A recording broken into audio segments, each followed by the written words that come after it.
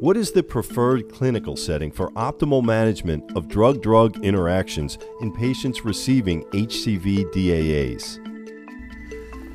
So the question of how we manage drug-drug interactions has been, I think, one of the challenges that we've had to face. Prior to 2011 and the advent of the DAAs, we had pegylated interferon ribavirin, and there were hardly any drug interactions with those particular drugs.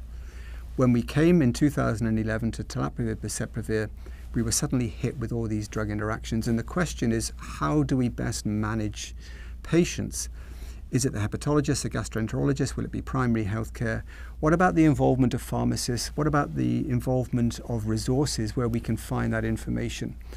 And it has to be a team effort. But I would, from my perspective, and I come from the UK, one of the things we really do advocate is the involvement of pharmacists, because they have the time maybe to get the specialist information which is necessary for these drugs, to be able to think about all the drug interactions and to think about all of the medications, because it's not only prescribed medications, it's over-the-counter medications, it may be recreational drug use, it may be herbal remedies. One has to think about every layer of what the patient may be taking. So it's a team effort.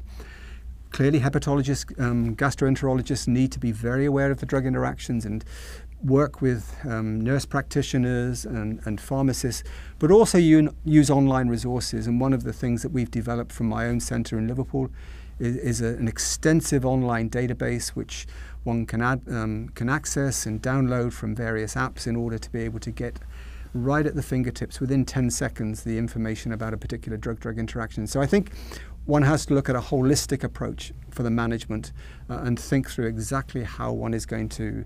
You can't hold your hands up and say, this is not an issue for me. You have to think about how, as a team, we're going to do this.